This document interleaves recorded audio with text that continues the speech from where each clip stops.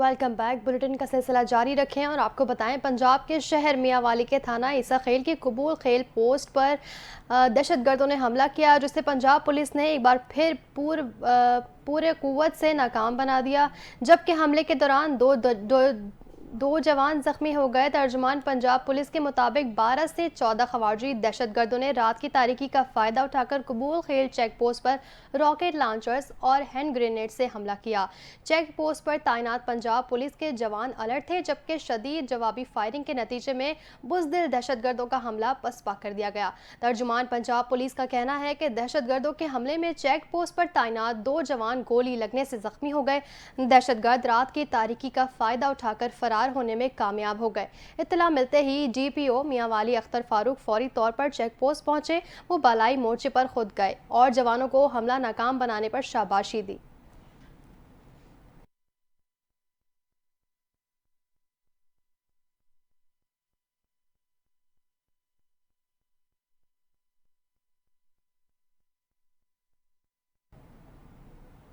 वफाकी वज़ीर दाखिला मोहसिन नकवी का कहना है कि पंजाब पुलिस ने एक बार फिर फितनाल खवारिज के दहशतगर्दों के नापाक अज़ाइम को नाकाम बनाया है। मियांवाली में चेक पोस्ट पर फितनाल खवारिज के दहशतगर्दों का हमला नाकाम बनाने पर पुलिस को शाबाशी देते हुए वज़ीर दाखिला ने कहा कि थाना ईसा खेल के चेक पोस्ट पर तैनात पुलिस के जवानों ने जुर्रात के साथ 14 खारजी दहशतगर्दों को मार भगाया। रात की तारीकी में छुप कर हमला करने वाले खारजी दहशतगर्दों को पुलिस ने दंदान शिकन जवाब दिया। मोहसिन नकवी ने कहा कि खारजी दहशतगर्दों का हमला नाकाम बनाने वाले पुलिस जवानों की पेशेवराना सलाहियतों और दलेरी को सराहता हूँ। खारजी दहशतगर्दों का हमला नाकाम बनाने पर पंजाब पुलिस के बहादुर सपूतों को सलाम पेश करता हूँ। वज़ीर दाखिला ने कहा कि पुलिस ने दहशतगर्दी के खिलाफ जंग में हमेशा बहादुरी और शुजाअत का मुजाहिरा किया। दहशतगर्दी के खिलाफ जंग में पुलिस ने सीसा पिलाई दीवार का किरदार अदा किया है, जो लायक तहसीन है।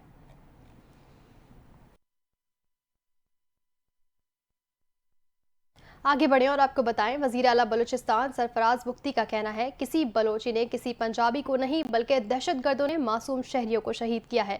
रियासत अपनी रट कायम रखने के लिए हर हद तक जाएगी। कहा कि इस वक्त पाकिस्तान के खिलाफ मुंज़िम साजिश हो रही है, हम सबको यकजा होकर मुकाबला करना होगा। मज़ीद तफसीलात जानते हैं इस रिपोर्ट में। प्रेस कॉन्फ्रेंस करते हुए वजीर आला बलूचिस्तान सरफराज बुख्ती का कहना था कि नाराज बलोच की एक टर्मिनोलॉजी है। हमारी असम्बली ने साबिक वजीर आला कुद्दूस बदिंजो के दौर में रूलिंग दी हुई है। ये दहशत गर्द है। गुजारिश है इनको नाराज बलोच ना कहा जाए, ये दहशत गर्द है। इस टर्मिनोलॉजी को रिवर्स कर लें। किसी बलोच ने किसी पंजाबी को नहीं मारा है, दहशतगर्दों ने पाकिस्तानी शहीद किए हैं।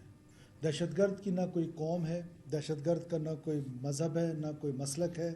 दहशतगर्द को सिर्फ दहशतगर्द ही ट्रीट किया जाए और बोला और कहा जाए। बलोच रवायात में मुसाफिरों की, ख़वातीन का एहतराम होता है, बच्चों का एहतराम होता है। ये बच्चों और ख़वातीन के सामने बसों से उतार के और इस बेदर्दी के साथ शहीद करना, मैं समझता हूँ कि ये ना बलोच रवायात इसकी इजाज़त देती है, ना इस्लामी रवायात इसकी इजाज़त देती है और ना मुआशरा इसकी इजाज़त देता है। वज़ीर आला बलूचिस्तान का कहना था कि रियासत के रिट को हम हर सूरत कायम करेंगे। हम मजलूम के साथ खड़े हैं, जालिम के साथ नहीं। मुल्क को किसी जत्थों के हवाले नहीं किया जा सकता। बंदूक की नोक पर नजरिया मुसल्लत नहीं करने दिया जाएगा। दुख की घड़ी में पाकिस्तानियों के साथ हूँ, इस खून का बदला जरूर लिया जाएगा। सरफराज बुख्ती का कहना था कि दहशत गर्दी में सहूलतकारों और हमदर्दों का गठजोड़ होता है। दहशत गर्द और उनके सहूलतकार कैफरी किरदार तक जरूर पहुँचेंगे। ये लश्कर रॉ फंडेड है, हम वैसे नहीं कह रहे, इसके ठोस सबूत हैं। उनका कौम परस्ती से कोई ताल्लुक या वास्ता नहीं है। ये सिर्फ सॉफ्ट टारगेट्स किए जाते हैं क्योंकि बॉर्डर टारगेट्स पर इनकी कैपेसिटी नहीं है। जहाँ जहाँ उन्होंने टारगेट किया वहाँ पर सिविलियंस के ऊपर किया,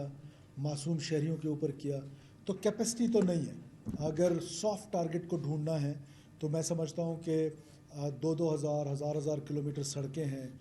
उन सड़कों में किसी एक इंच पे आके ब्रीच करना और वहाँ पर मासूम लोगों को बसों से उतार के बेदर्दी के साथ शहीद कर लेना और फिर क्या कहते हैं उसका क्लेम करना, तो मेरा ख्याल है कि कैपेसिटी नहीं है, उन्होंने कहा कि पाकिस्तान के खिलाफ मुनज्जम साजिश हो रही है। एहतजाज के नाम पर उनकी इंटेंशन है यूथ को मोबिलाइज करके रियासत के खिलाफ उनके जहनों में जहर उगले। बलूचिस्तान के केस में विक्टिम रियासत है। कत्लो गारत की इजाजत किसी माशरे में नहीं दी जा सकती। उनका कहना था कि उन्होंने बंदूक उठाई हुई है, ये दहशत गर्द है। सियासी मसाइल तो पाकिस्तान में नजर आते ही है, बलूचिस्तान में नहीं। आइन में रहकर मैं किसी के साथ भी मुज़ाकरात कर सकता हूँ, लेकिन जिन्होंने बसों से उतार कर लोगों को मारा उनको मैं कैफरे किरदार तक पहुँचाऊं या मुज़ाकरात करूं। आगे बढ़े और आपको बताएं, कराची के इलाके साइट एरिया में तेज रफ्तार मुसाफिर बस ने मुतादिद मोटरसाइकिल सवार को रौंद डाला। आपको बताएं, कराची के इलाके साइट एरिया में तेज रफ्तार मुसाफिर बस ने मुतादिद मोटरसाइकिल सवारों को रौंद डाला। हादसे में 2 मोटरसाइकिल सवार जाँ बाग जबकि 7 अफराद जख्मी हो गए। ट्रैफिक का अफसोसनाक वाकया कराची के इलाके साइट एरिया बवानी चाली के करीब पेश आया, जहां तेज रफ्तार मुसाफिर बस ने मुतादिद मोटरसाइकिल सवार को रौंद डाला। वाकये में 2 अफराद जाँ बाग जबकि 6 मोटरसाइकिल सवार और एक राह गुज़ीर जख्मी हो गया। वाकये की इत्तला मिलते ही रेस्क्यू इदारे मौके पर पहुंचे और इमदादी कामों का आगाज कर दिया। रेस्क्यू रजाकारों ने वाकये में जाँ बाग अफराद की लाशों के ज़ाब्ते की कार्रवाई और जख्मियों को तिबी इमदाद की फराहमी के लिए अस्पताल मुंतकिल कर दिया। हादसे का जिम्मेदार बस ड्राइवर मौके से फरार हो गया, जबकि आवाम ने अपने तौर पर उसकी तलाश जरूर शुरू कर दी। वाकये की इत्तला कानून नाफिज करने वाले इदारों को भी फराहम कर दी गई, जबकि इब्तदाई तौर पर वाकया तेज रफ्तार मुसाफिर बस का ब्रेक फेल हो जाने के बायस पेश आया।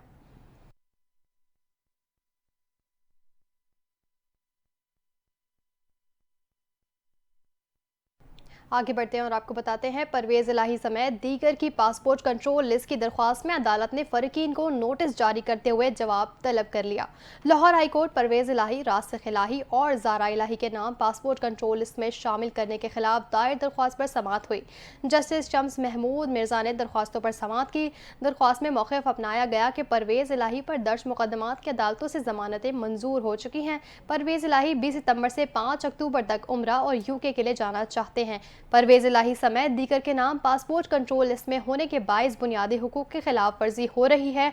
अदालत से इस्तदा है कि पासपोर्ट कंट्रोल लिस्ट में नाम डालने के इकदाम को कलअदम करार दे। बाद अज़ां अदालत ने तमाम फरीकीन को नोटिस जारी करते हुए आइंदा हफ्ते जवाब तलब कर लिया।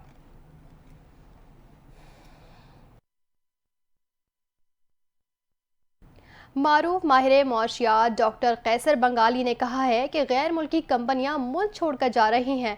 हम इदारे बेचना चाहते हैं लेकिन कोई खरीद नहीं रहा। कराची में प्रेस कॉन्फ्रेंस के दौरान हुकूमती किफ़ायत शौरी कमेटी से मुस्तफ़ी होने वाले माहिर मुआशियात डॉक्टर कैसर बंगाली ने कहा कि मुल्क दिवालिया हो चुका है। इस वक्त हंगामी इक़दाम करने की ज़रूरत है। मईशत तबाह हो रही है और इस्लामाबाद में इस पर कोई परेशान नहीं। कैसर बंगाली का कहना था कि इदारे बंद करने से मसाइल हल नहीं हो सकते। मैं किसी को सपोर्ट नहीं करता बल्कि हकाइक पेश करता हूँ। जो मुलाजमीन एहतजाज कर रहे हैं हम उनकी हिमायत करते हैं। हमने वज़ीर आज़म को कहा था इदारे बंद करें मगर किसी मुलाजिम को अभी ना निकालें। उन्होंने कहा स्मॉल इंडस्ट्रीज़ बंद हो रही हैं, बड़ी इंडस्ट्रीज़ तो जनरेटर लगा लेती हैं मगर छोटी नहीं लगा पाती। इंडस्ट्रीज़ को प्रमोट करना है तो टैक्स कम करना होगा। इंडस्ट्री को बचाने के लिए इंटरेस्ट रेट कम करना पड़ेगा। डॉक्टर कैसर ने कहा कि मैं इस्तीफ़ा वापस नहीं ले रहा, मैंने नाराज़गी की वजह से इस्तीफ़ा नहीं दिया। कमेटी में नहीं जाऊंगा, मुझसे मदद मांगी जाएगी तो मदद जरूर करूंगा।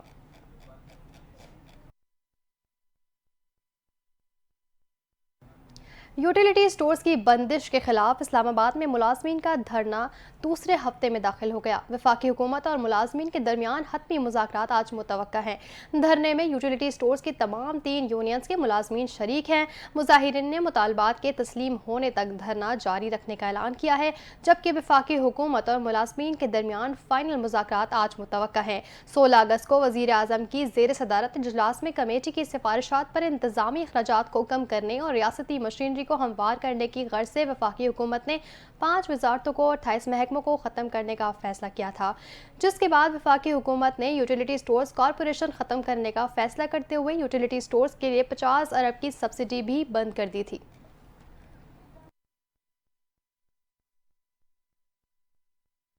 खबर शामिल करें, साबिक ईरानी सदर इब्राहिम रईसी का हेलीकॉप्टर शदीद धुंध के बायस पहाड़ से टकराकर तबाह हुआ। परवाज़ों और सिस्टम्स में किसी तखरीबकारी के आसार मौजूद नहीं। ईरान के सरकारी नशरियाती इदारे ने बताया है कि साबिक ईरानी सदर इब्राहिम रईसी की मौत का बायस बनने वाले हेलीकॉप्टर हादसे की हतमी इंक्वायरी में पता चला है कि यह हादसा ख़राब मौसम के बायस पेश आया। मुसल्लह अफवाज के जनरल स्टाफ के सुप्रीम बोर्ड की हतमी रिपोर्ट में कहा गया है कि हेलीकॉप्टर के हादसे की बुनियादी वजह मौसम बहार में खित्ते की पेचीदा मौसमी और माहौलियाती हालात थे। इससे कबल मई में ईरान की फौज ने भी कहा था कि इन्हें इस हादसे में मुजरिमाना सरगर्मी का कोई सबूत नहीं मिला।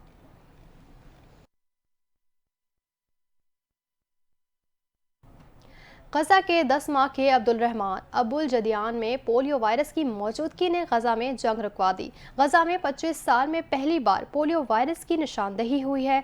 इसराइल ने बच्चों को पोलियो से बचाव के कतरे पिलवाने के लिए मुतल्लिका मेडिकल टीमों को राहदारी फराहम कर दी है। इस मकसद के तहत गजा के मखसूस इलाकों में लड़ाई रोक दी गई है। गजा में पोलियो से बचाव के कतरे पिलवाने की मुहिम शुरू है। इस मुहिम के दौरान 6 लाख से ज्यादा बच्चों को पोलियो से बचाव के कतरे पिलाए जाएंगे। गजा के बच्चों को पोलियो से बचाव के खतरे पिलाने का एहतमाम यूएन एजेंसी आलमी इदारा सेहत ने किया है। अक़वाम मुत्तहिदा ने बताया है कि गजा में सेहत आमा का बहरान संगीन तर होता जा रहा है। 25 साल में पहली बार पोलियो का केस सामने आने पर गजा के हवाले से तफ्तीश मजीद बढ़ गई है। गजा के तूल और अर्ज में सेहत आमा का मसला इंतहाई पेचीदा हो चुका है। अस्पताल तबाह हो चुके हैं। 10 लाख से ज्यादा अफराद अपने घरों को छोड़कर कंपनियों में जी रहे हैं। खुराक का बहरान भी शिद्दत इख्तियार कर चुका है। लोगों को खुराक की फिक्र लाहक रहती है। ऐसे में सेहत आमा का मामला रुल गया है।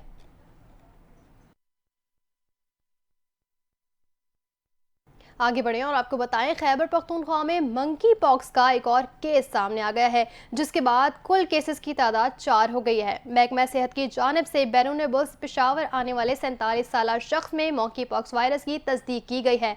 पेशावर एयरपोर्ट पर मेडिकल टीम ने स्क्रीनिंग के दौरान अलामात जाहिर होने पर मरीज को पुलिस सर्विस अस्पताल मुंतकिल कर दिया।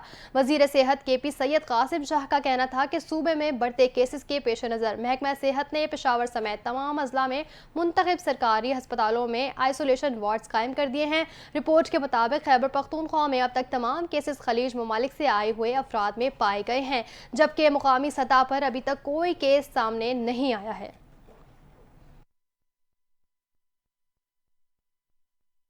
पाकिस्तान मीडिया कौंसिल की जानिब से कराची के मुकामी हाल में दावत हलीम का एहतमाम किया गया है, जिसमें सियासी समाजी शख्सियात, उलमाए कराम समेत मुख्तलिफ शोबा ज़िंदगी से ताल्लुक़ रखने वाले लोगों ने कसीर तादाद में शिरकत की। इस हवाले से देखते हैं नुमाइंदा कराची फुज़ैल जतोई की ये रिपोर्ट। पाकिस्तान मीडिया कौंसिल की जानिब से कराची के मकामी हॉल में दावत हलीम का एहतमाम किया गया, जिसमें सियासी समाजी शख्सियात, उलमाए कराम समेत मुख्तलिफ शोबाए जिंदगी से ताल्लुक़ रखने वालों ने कसीर तादाद में शिरकत की। आज की जो तकरीब थी वो न्याज़ इमाम हुसैन की, और ये तकरीब मेरे लिए ऑनेबल की बात है। मैं मुबारकबाद पेश करता हूँ फिरोज कामदी भाई को, उनके साथ आसिफ जिया साहब और जितनी भी इनकी टीम है, जिन्होंने इतना अच्छा प्रोग्राम यहाँ पे मुनक्किद किया। मैं PMC का शुक्रिया अदा करना चाहती हूँ कि इस किस्म के खूबसूरत इवेंट ऑर्गेनाइज करते हैं। सियासी और समाजी शख्सियात ने फिरोज अली कामदी और आसिफ जीजा के साथ नेक तमन्नाओं का इजहार किया और कामयाब प्रोग्राम करने पर उनको मुबारकबाद पेश की। PMC ग्रुप की तरफ से जो दावत हलीम थी, इसमें फिरोज अली कामदी साहब का भी मैं बहुत शुक्रगुजार हूँ, जिन्होंने दावत हलीम में पूरी ताजिर बिरादरी को मदऊ किया।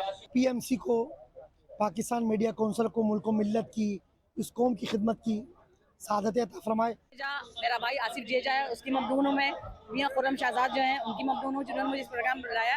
PMC Pakistan media council state का प्रोग्राम है, बहुत अच्छा रहा है। मुख्तलिफ लोगों का यही कहना था कि ऐसे प्रोग्राम खुशाइन है। ऐसे प्रोग्राम्स में मुख्तलिफ शोबाए जिंदगी से ताल्लुक रखने वाले लोगों से मुलाकात का सिलसिला जारी रहता है। ये अच्छा सिलसिला मिलने मिलाने का। हलीम का तो खैर एक बहाना था, न्याज भी थी, और आज जो तकारीर की है लोगों ने खत्म नबूवत के हवाले से, वो भी बहुत अच्छी थी। मीडिया कौंसिल की जानिब से आज दावत हलीम का इनेकाद किया गया। ये दिन बहुत अच्छे हैं। एक तो नीयत है, इमाम हुसैन की निस्बत भी है, साथ साथ खत्म नबूवत भी है और इस्तिकबाल रबीउल अव्वल भी है। कैमरा टीम के साथ फुज़ैल जतोई, NTN न्यूज़, कराची। अंदरूनी सिंध में मूसलाधार बारिशों के बायस मंजर झील में पानी की सतह बुलंद हो गई है और पानी झील से निकलकर शहरी इलाकों की जानिब बढ़ने लगा। रिपोर्ट्स के मुताबिक मंजर झील का सैलाबी रेला सहवन के इलाके झांगरा के करीबी रिहायशी आबादी की तरफ बढ़ रहा है, जिसमें सहून शहर को भी शदीद खतरात लाहक हो गए हैं। मंजर झील के सैलाबी रेले के बायस मुतादिद राब्ता सड़कें ज़ेर आब आ गई हैं। इत्तलात है कि पंजाब और बलूचिस्तान के दरियाओं और नदी नालों में तूफानी बरसातों का पानी भी दरियाए सिंध के जरिए सिंध में पहुंचेगा, जिससे सूरत हाल मजीद खराब होने का खदशा है।